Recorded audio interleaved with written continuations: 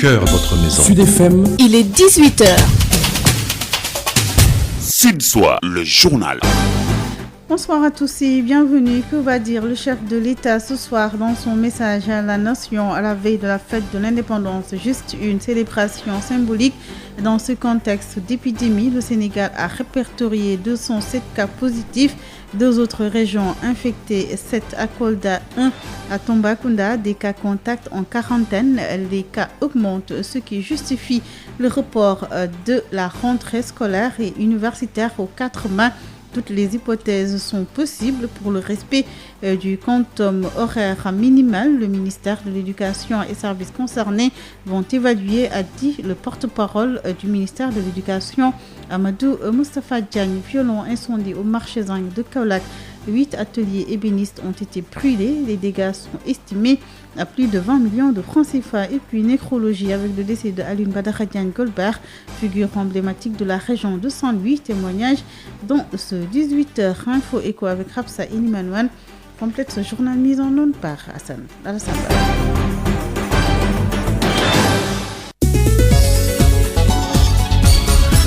Le président Macky Sall est attendu ce soir. Il va délivrer le message traditionnel à la veille de la fête de l'indépendance. Dans un contexte particulier, l'épidémie de coronavirus a chamboulé tout le programme. La fête se résume à une prise d'armes dans la cour du palais. Ce samedi 4 avril, pas de défilé. Les élèves ne feront pas la parade. Des écoles et universités sont fermées. La réouverture reportée au 4 mai, mais aucune hypothèse n'est exclue. Le ministère de l'Éducation va donner toutes les chances aux élèves et prendre toutes les dispositions pour le respect du quantum horaire minimal. Les ministères concernés vont évaluer, a dit Amadou Moustapha Diagne, le directeur de la formation et de la communication, porte-parole du ministère de l'Éducation, joint par Babacar Samb.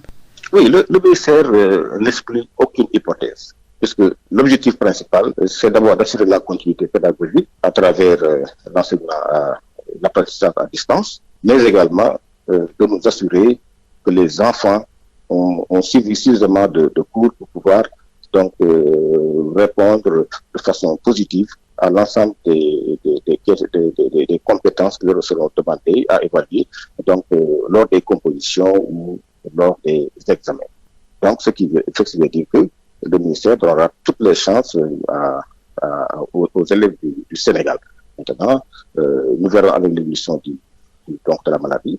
S'il y a donc nécessité de réévaluer, de revoir évidemment le calendrier scolaire, le ministère de l'Éducation nationale donc prendra toutes les dispositions pour le faire. Donc aucune hypothèse n'est écartée. Donc l'essentiel c'est de faire en sorte que le quantum horaire donc minimal soit respecté. Mais si c'est la solution tenue, eh bien, espérons que maintenant, au 4 mai, que véritablement la pandémie s'estompe et qu'on puisse reprendre les cours. Vous savez, pour ce qui concerne l'aspect fixation des taux de mensualité, c'est un aspect commercial qui généralement lie le parent d'élève donc au déclarant responsable. Le ministère n'intervient pas, sauf s'il est saisi sur des cas d'abus. Ce que le ministère n'a pris aucune décision. Ce que nous leur conseillons, c'est vraiment de discuter, de se parler, puisque même si le service n'est pas fait, il se pourrait que le calendrier scolaire soit réaménagé. En tout cas, dans tous les cas, ça reviendrait au même. À Bambilor, le marché, les quincailleries et les magasins seront fermés sans délai. Mesure prise par le maire qui a sorti un arrêté. Certains commerçants protestent. Josette Kali. L'arrêté du maire de la commune de Bambilor n'est pas tombé dans l'oreille d'un sourd. Ce matin, par l'ombre d'un vendeur au marché, tout est fermé. Le hangar qui les accueillait vide, les chaises et autres matériels bien attachés. Il n'y a quasiment personne pour un marché qui est fréquemment bondé de monde. Toutefois, cet arrêté qui ne fait pas l'unanimité est mal perçu par les quelques tailleurs du marché qui, après avoir été expulsés hier, sont revenus à la charge aujourd'hui. Moustapha est l'un d'eux. Man pour man maire bu jëli dogalam na waxtaan ak nit ñi mais waru la ñëw jëli dogalam def nu ko neex man ànduma si tëj bi ànduma si. mais da ngeen liggéey si woon. dañoo liggéey si woon kay ñu ñëw ñu tarañu démb dañoo ñëw ñu tarañu dañoo liggéey si woon maa ngi koy naxar na jox ñu lekk jox ñu naan dëkk bi dafa metti ñu boole say ñu tëj ñu lay gën a metti. Selon Seydi Boutiquier, cette décision est salutaire pour le bien de la population. Tout à fait, cette situation est très difficile, mais on a dit que, comme nous entendons, la santé avant tout. Parce qu'avec cette épidémie, tout est possible. Mais nous souhaitons le bon Dieu de nous arrêter cette épidémie parce qu'on est dans un pays sous-développé. Pendant 3 jours, les magasins, quincailleries et le marché à Bambilor vont rester fermés pour éviter tout rassemblement qui peut occasionner la propagation du Covid-19 dans la commune. Il faut aussi signaler que d'autres localités qui appartiennent à cette commune, telles que Keur Ndiaye-Lo, Keur Daoudassar, Kounoune Village et la Cité des enseignants, les activités s'y poursuivent. Josette Kali, le Sénégal compte déjà 207 cas de coronavirus confirmés, dont 66 guéris. 12 nouveaux cas ont été enregistrés ce vendredi au Sénégal, 7 cas importés et 5 cas contacts. Les précisions du ministre de la Santé, Abdoulaye Diouf Sarr. Le ministère de la Santé et de l'Action sociale a reçu les examens virologiques suivants. Sur 153 tests réalisés, 12 sont revenus positifs. Il s'agit de 7 cas importés. Ces 7 cas importés concernent des compatriotes revenus d'un pays africain interceptés à la frontière le 29 mars 2020 puis placés en quarantaine à Vélingara. En dehors de ces 7 cas importés, nous avons 5 cas contacts suivis par nos services. Par ailleurs, 11 patients hospitalisés ont été déclarés guéris. L'état de santé des autres patients est stable. À ce jour, 207 cas ont été déclarés positifs au Sénégal, dont 66 guéris, 1 décès, 1 évacué et 139 actuellement sous traitement. Le ministère de la Santé et de l'Action sociale renouvelle à la population son appel au respect strict des mesures de prévention individuelle et collective. La région de Kolda vient d'enregistrer ses premiers cas de coronavirus. Il s'agit de 7 Sénégalais en provenance du Libéria et qui sont passés par la Guinée-Conakry avant d'entrer au Sénégal par le poste frontalier de Dialadjan. Ils sont actuellement à l'hôpital régional de Kolda. Pour les 2 conducteurs de moto Jakarta, retenez que les tests sont revenus négatifs, suivant le gouverneur de la région de Kolda, Ousmane Kane, au micro de notre confrère de Sud Quotidien. Ils sont entrés sur le territoire régional le 31 mars 2020 par le poste frontalier de Dialadjan. C'est l'un de nos postes frontaliers avec la Guinée-Conakry. Auparavant, après avoir quitté Dakar le 7 mars 2020 pour le Libéria, vous avez des travaux à réaliser. Leur itinéraire de voyage les a conduits successivement au Mali, en Côte d'Ivoire et en Guinée-Conakry. Dès leur arrivée à la frontière par Dialadjan, le mardi 31 mars 2020, ils ont été soumis au dispositif de contrôle sanitaire. Et à ce niveau, le terme flash a révélé des profils de température élevés qui avoisinaient les 39 et 40 degrés. Ainsi, la décision a été prise en rapport avec le médecin-chef du district de Vélingara et le MCR, de les confiner dans un hôtel de la place qui avait été réquisitionné à cet effet par M. le préfet du département de Vélingara. Les prélèvements réalisés sur ces compatriotes nous sont donc revenus positifs et classés, comme l'a annoncé M. le ministre de la Santé et de l'Action sociale, classés comme des cas importés. Les tests des 2 conducteurs de moto Jakarta qui les avaient transportés jusqu'à Dialadjan se sont révélés par contre négatifs parce que c'est 9 échantillons que nous avions envoyés à Dakar. Les 7 concernent le groupe et les 2 autres concernaient les 2 conducteurs de moto Jakarta qui les ont transportés de Missira, la frontière guinéenne, à Dialadjan, la frontière sénégalaise. Ces 2 postes distants de 7 km. Bien que ces tests soient négatifs actuellement, ils demeurent toujours confinés le temps de la période d'incubation. Donc, ces 2 restent toujours confinés. Je voudrais préciser que ces compatriotes sont entrés au Sénégal par les voies officielles de passage.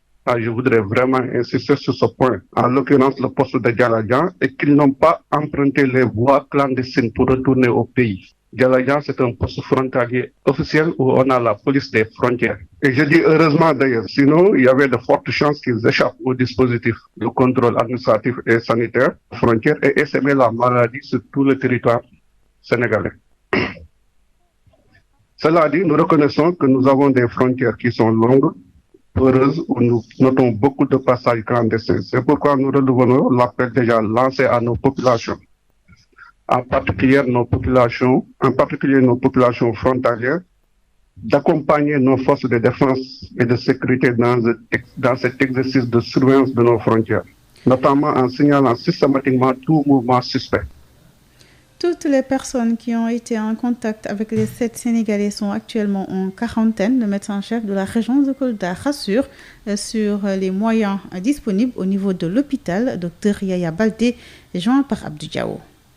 Nous avons confiné, donc maintenu en quarantaine, les 2 jeunes conducteurs de moto Jakarta, puisque ce sont des contacts à haut risque. En plus de ces 2 jeunes, nous avons augmenté à cette liste de personnes mises en quarantaine, donc confinées au niveau de cette auberge, au niveau de Vélingara, toutes les personnes qui, de près ou de loin, ont eu une proximité avec les cas positifs, c'est-à-dire même le personnel de l'hôtel également est maintenu en quarantaine au niveau de l'hôtel. Le personnel qui était chargé de veiller sur leur sécurité, ainsi que les agents de police qui étaient en service à la frontière, bien que ce soit des contacts à bas risque qui ont respecté les mesures en vigueur, mais la précaution médicale nous a conduit à décider de leur confinement pour un délai de 14 jours. Donc ils seront également prélevés et suivis pour que aucune surprise n'est liée à ce niveau. Comme l'a précisé monsieur le gouverneur, au niveau de Kolda, nous avions déjà identifié un site potentiel de prise en charge, puisqu'aujourd'hui tout le pays doit se préparer à recevoir des cas. C'est ainsi qu'au niveau de Kolda, le centre d'hémodialyse,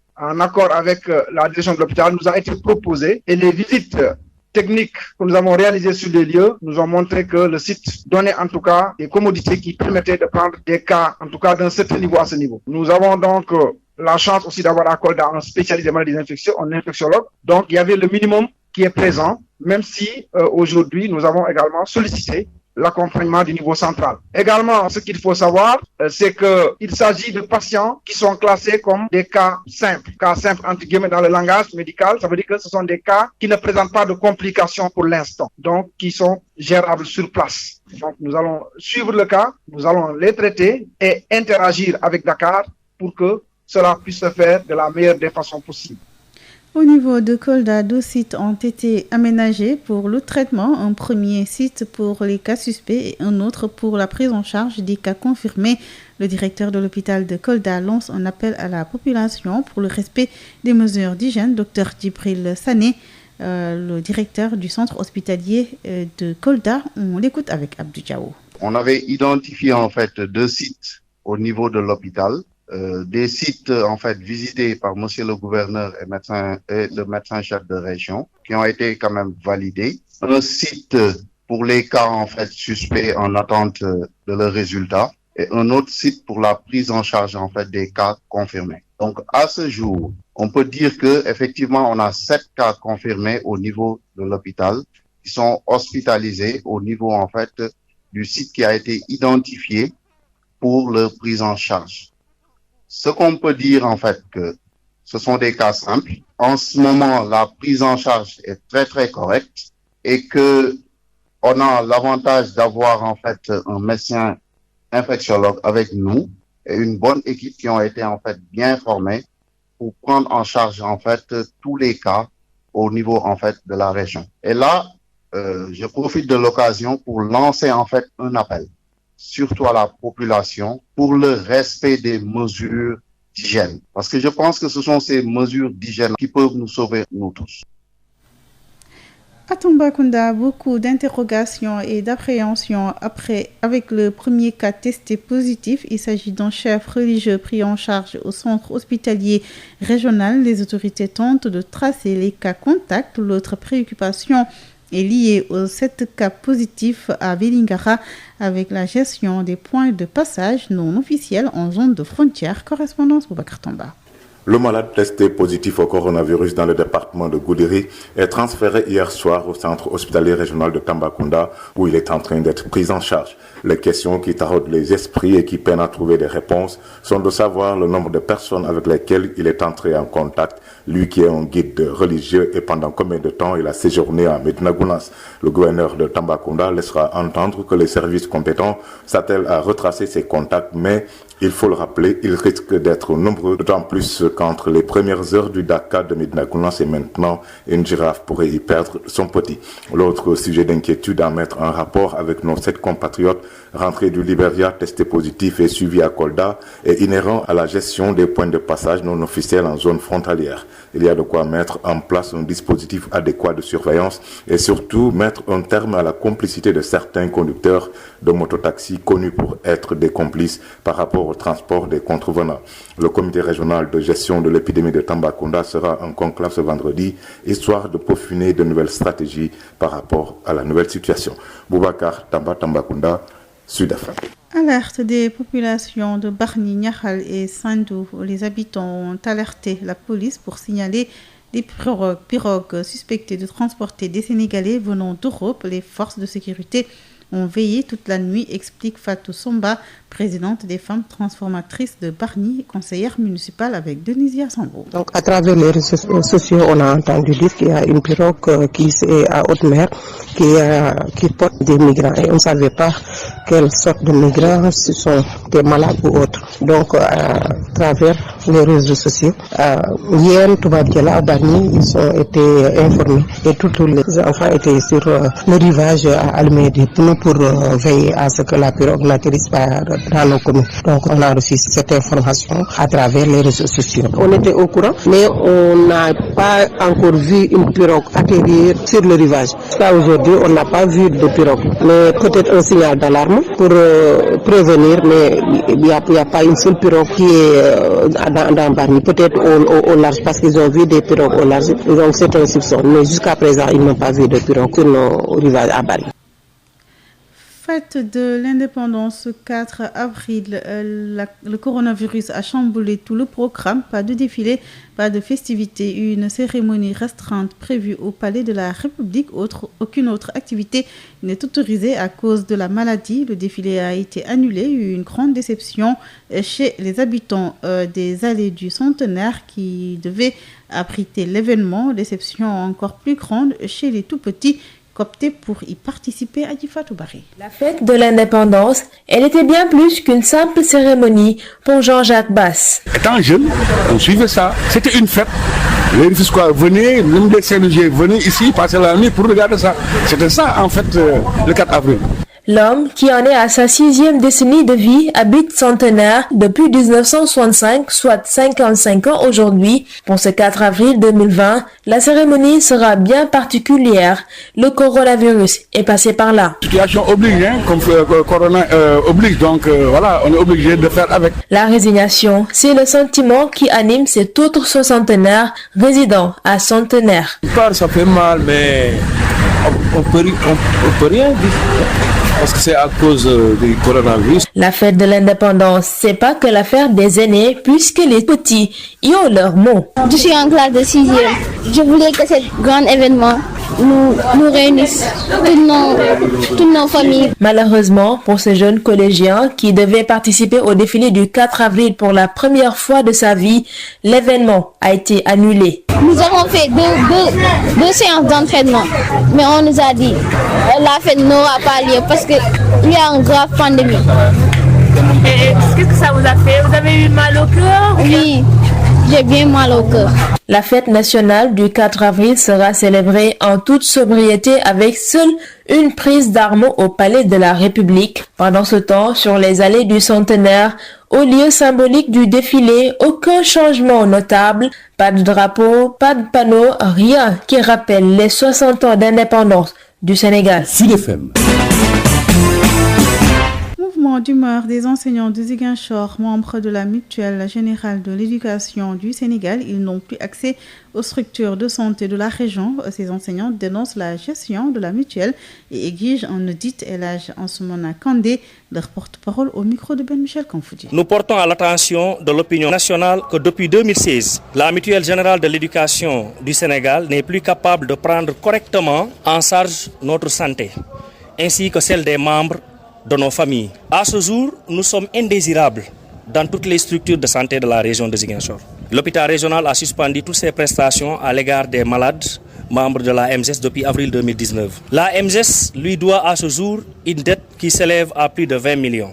les pharmaciens et les postes de santé qui alternaient entre suspension et levée de suspension ont arrêté tout bonnement. Seul, à ce jour, le centre de santé de Ziguinchor continue ses prestations, mais qui, pour les mêmes raisons, menace d'arrêter du jour au lendemain. C'est lâcheté de la direction vis-à-vis de ses membres, jusqu'ici résignés, a des conséquences fâcheuses à tout point de vue. Nous, enseignants de la région de Ziguinchor et membres de la Mutuelle Générale des enseignants du Sénégal, appelée MGES, interpellons le ministre de l'Éducation nationale, le ministre de la Santé, le ministre des Finances, pour un audit de la MGES tout bonnement, car il est temps de savoir où va l'argent des 38 618 fonctionnaires qui cotisent mensuellement 3 000 francs. Donc un potentiel financier de 115 854 000 francs. Ils nous prennent dans nos salaires chaque mois 3 000 francs pour que nous bénéficions d'une prise en charge. Et cette prise en charge n'est pas effective depuis le 29 avril 2019. Nous voudrions que des responsabilités soient situées, que nous soyons fixés et que nous soyons rétablis dans nos droits. Un violent incendie a ravagé 8 ateliers ébénistes au marché Zang de Kaolack. Le feu a détruit une importante quantité de bois, une trentaine de lits déjà confectionnés. Les dégâts sont estimés à plus de 20 millions de francs CFA. L'origine de l'incendie n'est pas encore connue. Correspondance Mamadou Kamara. 7 millions, 6 millions. 8 ateliers de menuisiers ébénistes, une importante quantité de stocks de bois à l'air libre, des lits, armoires, coiffeuses déjà prêts et exposés avant d'être livrés à leurs propriétaires et des moutons qui étaient élevés dans des ateliers ont été complètement réduits en cendres. Tel est le bilan provisoire de l'incendie qui s'est déclaré dans la nuit du jeudi à vendredi entre 1h et 6h du matin au dépôt de bois du marché Zeng à Kaolack. Des victimes témoignent. Pour le moment, les dégâts sont estimés à plus de 20 millions de nos francs. Alertés, les soldats du feu de la 31e compagnie d'incendie et de secours qui se sont rendus sur les lieux ont vite circonscrit le feu avant qu'il ne se propage dans une grande partie du marché Zeng de Kaolack. La police a ouvert une enquête qui suit son cours. Kaolack, Mamadou Kamara sur FM. Mamadou Kamara a décédé ce vendredi à Saint-Louis du journaliste et artiste comédien Alioune Badara Diagne Golbert des suites d'une longue maladie. L'homme était âgé de 79 ans et a laissé derrière lui toute une communauté endeuillée. Il a eu à former plusieurs jeunes dans les métiers du journalisme et de la communication. Les détails avec Yves Tendeng. C'est vers les coups de 6 heures dans la matinée de ce vendredi que la triste nouvelle est tombée. Alioune Badara Diagne dit Golbert est décédé cette nuit à l'hôpital régional de Saint-Louis à la suite d'une longue maladie. Âgé de 79 ans, le regretté était père de famille et papa de 10 enfants, dont 6 garçons et 4 filles. La nouvelle sur son décès a surpris plus d'un, plongeant ainsi son voisinage et ses connaissances dans la douleur et la consternation. Alioune Badara Diagne dit Golbert était à la fois journaliste et artiste comédien qui était aimé du public sénégalais de par la troupe théâtrale dénommée Barayego dans laquelle il évoluait. L'homme a eu également à former et encadrer plusieurs jeunes de Saint-Louis au métier du journalisme et de la communication à l'image de Ndiawarba alias DJ Prince qui témoigne. L'homme Golbert Diagne, franchement, c'est un monument. Golbert, c'est un rassembleur. Golbert, c'est quelqu'un qui a beaucoup fait pour sa vie de Saint-Louis. Golbert, c'est quelqu'un, franchement, qu'on ne va jamais oublier. Il nous a formés en tant que jeunes à partir de l'AIC Balakos, mais il nous a formés en tant que communicateurs. Donc Golbert, franchement, c'est un pionnier. Mais aussi le journaliste Ousseynou Diop qui également retient de l'homme. Golbert était un homme multidimensionnel. Durant toute sa vie, comme vous le savez, il a participé au rayonnement de la ville de Saint-Louis. Durant toute sa vie, il a participé à toutes les actions sociales de la vieille ville. Je peux dire aujourd'hui que Saint-Louis a perdu son fils. Saint-Louis a perdu son défenseur, celui qui était toujours au front pour défendre la vieille ville. Vraiment, c'est une grande perte pour toute la Oumma islamique. Toutefois, la grande foule de personnes ayant aussitôt envahi la maison familiale dès l'annonce de la triste nouvelle a été par la suite dispersée par les éléments de la police. Saint-Louis, Yves Tendeng, Sud FM. Alioune Badara Diagne Golbert était un rassembleur et un homme très social qui aimait de tout son cœur sa ville natale Saint-Louis, et c'est une grande icône qui est partie, témoigne l'honorable député Dr Ahmadou Dia. Il réagit au micro de Yves Tendeng. D'abord dire que Saint-Louis a perdu un grand homme. Saint-Louis a perdu pratiquement son mentor. Qui connaît Golbert l'assimile directement à Saint-Louis, parce que lui-même il a assimilé sa vie à Saint-Louis. Ça, je pense que nul ne l'a ignoré durant toute la vie de Golbert. Mais moi, en tout cas, ce que je retiens surtout de Golbert, c'est l'homme qui savait couver, qui couvait ses amis, qui couvait ses jeunes frères. Et là, c'était très important. Golbert, pratiquement, nous regroupait à tout moment, pendant toutes les cérémonies aussi. Il ne nous arrivait jamais de rester plus de 2 mois sans se retrouver une journée, passer chez lui, manger chez lui à midi. Donc, c'était un homme vraiment qui savait qu'est-ce que c'est que des relations. Golbert était le premier à se lever si on touchait Saint-Louis. Donc, Saint-Louis aujourd'hui, comme je l'ai dit tantôt, a perdu son plus grand défenseur. Saint-Louis a perdu son ami. C'était un homme accompli, un fidèle représentant des Saint-Louisiens, un sportif confirmé et qui s'est beaucoup bonifié, témoigne l'ancien directeur de la télévision et radio au Sénégal, Pathé Fall Dieye. On l'écoute avec El Hadj Malick Ndiaye. Golbert était un jeune ami, un frère, un jeune frère, qui représentait beaucoup pour nous. D'abord, il était le fidèle représentant des Saint-Louisiens, de tous les Saint-Louisiens, je dis des Saint-Louisiens, tout genre compris, n'est-ce pas, aussi bien au plan religieux qu'au plan culturel, qu'au plan sportif, qu'au plan de l'humanisme saint-louisien, de la teranga saint-louisienne. Et c'était pas par hasard qu'il avait appelé sa radio Teranga Saint-Louis. C'était un garçon accompli, à tout point de vue, amoureux de sa ville, amoureux de concitoyens, amoureux également du Sénégal et des Sénégalais, de l'Afrique et des Africains. C'était un humaniste qui s'exprimait à travers les différents volets de ses talents. Pour ce qui vous concerne, c'était un sportif, vous l'avez dit, confirmé. J'ai assisté à ses balbutiements sportifs, si je puis dire, parce que je le connais depuis 1958. Je l'ai vu sportif, les clubs, les stades, les arènes. Je l'ai vu se former, se forger. Je l'ai vu s'accomplir. C'était un garçon qui vraiment s'est battu pour devenir ce qu'il est aujourd'hui. La presse, la culture, mais également les arts ont deuil avec le rappel à Dieu de Alioune Badara Diagne, dit Golbert Diagne, artiste comédien, icône de la ville de Saint-Louis. Il a beaucoup contribué au rayonnement de la culture au Sénégal. Écoutons le témoignage de Lamine Ndiaye, artiste comédien, joint par Ndeye Mariam Ndiaye. Je me disais qu'il fallait que je rende la monnaie parce que je l'avais trouvé à Thiès. Et porté un costume rouge avec des points noirs. Je disais que tonton, c'est extraordinaire, mais elle est belle cette tenue. Il m'a dit, une fois que je retourne à Saint-Louis, je t'en achèterai. Et bon Dieu, il l'a fait. Ça m'est allé droit dans le cœur. Et je me disais, il fallait que je lui rende la monnaie. Je m'apprêtais à acheter, pas le même tissu, mais un autre tissu pour lui remettre ça. Parce que il était un frère que ma mère ne m'a jamais donné au monde. Golbert, c'est quelqu'un qui est un exemple pour moi. Parce que aimant son pays, j'ai appris beaucoup de choses. On a été en France ensemble. Et ce qu'il nous a montré là-bas est resté à l'esprit.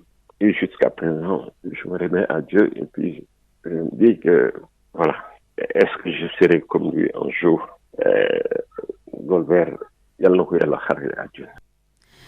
avec l'arrêt des compétitions sportives, que la terre de Saint-Louis lui soit légère. Avec l'arrêt des compétitions sportives à cause du coronavirus, certaines équipes proposent des programmes individuels aux joueurs. Pour le coach de l'US Gorée, avec la situation actuelle, certains joueurs peuvent ne pas respecter ce programme. Sidat Sarr avec El Hadj Malick Ndiaye.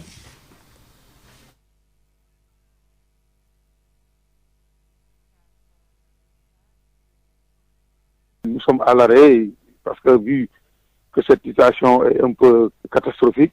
Mais je pense que nous avons donné un programme aux joueurs qu'ils doivent suivre. Alors, est-ce que vous avez le temps d'évaluer le programme? Bon, certes, le programme a été fait dans les normes, on a fait un programme, mais tu sais, aujourd'hui, le football, c'est un sport collectif. Aujourd'hui, tu peux donner des joueurs à des programmes, ils vont le suivre, j'espère qu'ils vont le suivre. Mais l'aspect le plus important, c'est le collectif. Et aujourd'hui, on est interdit de rassemblement, donc est-ce que ça se fait? Mais ça, on n'est pas sûr d'avoir que l'équipe est en train de se préparer. Les joueurs du monde sont en train de suivre exactement ce qu'ils doivent faire. Parce que le football, c'est un sport collectif aujourd'hui. Donc, mais je pense qu'ils sont assez conscients, assez professionnels pour suivre les consignes qui ont été données pour chaque joueur. Est-ce que vous avez sensibilisé les joueurs sur l'importance de ces entraînements individuels? Je pense que l'entraînement individuel, ça peut être un aspect déterminant sur le joueur. Mais je pense qu'aujourd'hui, le joueur, ce qui protège le joueur, ce qui l'aide à progresser, c'est l'entraînement collectif. Certes, l'entraînement individuel fait partie de la préparation d'un athlète, mais aujourd'hui, je pense qu'ils sont assez conscients d'abord de cette situation venue actuellement s'impliquer dans notre championnat. Le reste, c'est d'être conscient. C'est pour cela que chaque fois, on fait des rappels pour leur expliquer comment, même en dehors de la compétition, le joueur souvent a besoin de faire des entraînements individuels. Parce qu'aujourd'hui, les entraînements des équipes, je dis, parfois ça ne suffit pas parce que tu n'as que 2 heures de temps d'entraînement par jour. Et le soir, souvent les joueurs font des. Mais ça, c'est un cas particulier. Donc je pense que nous allons encore les pousser, les reparler encore pour qu'ils soient vraiment prendre plus de conscience pour ce repos fort. Tout de suite, info écho avec Rapsa et Limanouane. La BICIS, Banque internationale pour le commerce et l'industrie du Sénégal, la BICIS, la banque d'un monde qui change, vous offre le journal de l'économie. Bonjour et bienvenue. Les mesures prises par la BCEAO pour promouvoir le paiement électronique dans le contexte de lutte contre le Covid-19 trouvent écho favorable auprès des commerçants. Selon le directeur exécutif de l'UNACOIS, Al-Ladjan, au-delà de la facilité offerte, ces mesures accompagnent également les acteurs dans leur formalisation. Oui, nous trouvons très intéressantes ces mesures puisque les acteurs de l'économie informelle que nous sommes, donc pratiquement les commerçants et distributeurs, trouvent que c'est intéressant à 3 niveaux. Premièrement, ça va éviter le contact physique, donc ça va éviter que les clients, par l'intermédiaire des prestataires, ne chopent pas le virus puisqu'il n'y a pas de contact physique. La seconde raison est que il y a déjà une réduction du coût des prestations. Souvent même c'est gratuit et quelquefois réduit à 50%.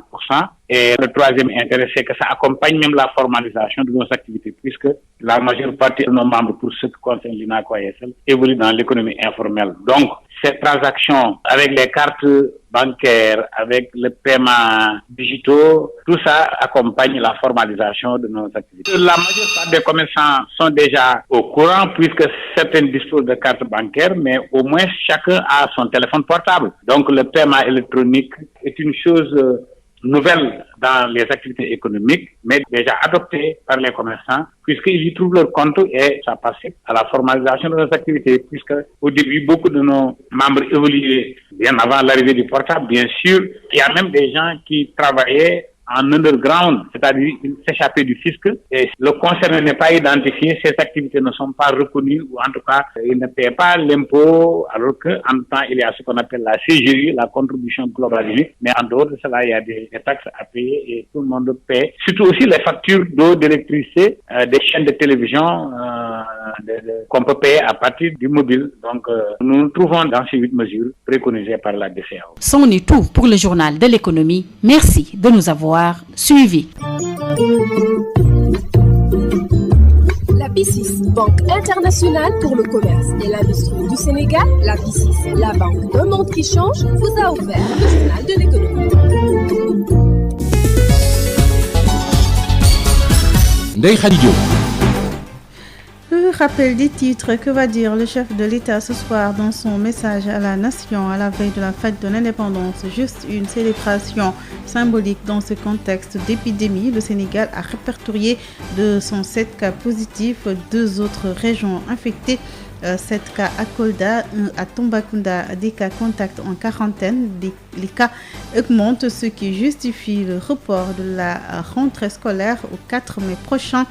Toutes les hypothèses sont possibles pour le respect du quantum horaire minimal. Le ministère de l'Éducation et les services concernés vont évaluer, a dit le porte-parole du ministère de l'Éducation, Amadou Moustapha Diagne. Et puis, violon incendie au marché Zang de Kaolack, 8 ateliers ébénistes ont été brûlés. Les dégâts sont estimés à plus de 20 millions de francs CFA. Nécrologie avec le décès de Alioune Badara Diagne Golbert, figure emblématique de la région de Saint-Louis. Vous avez entendu les témoignages dans ce 18h. Que la terre de Saint-Louis du toit soit légère. Info écho avec Hapsa Ilimanouane a mis fin à cette édition mise en onde par Alassane Wade. À la présentation, les Hadi Diop. Dans quelques instants, votre chronique Sud Éducation. Ensuite, la page culture avec Amadou Moustapha Dian. Merci de nous rester fidèles.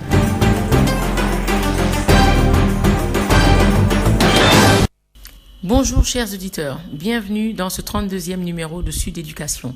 Je suis en compagnie de Mariem, coach en éducation, directrice d'une bibliothèque, d'un centre d'activité, club de loisirs pour enfants et adolescents à Dakar. Mariem, bonjour. Bonjour.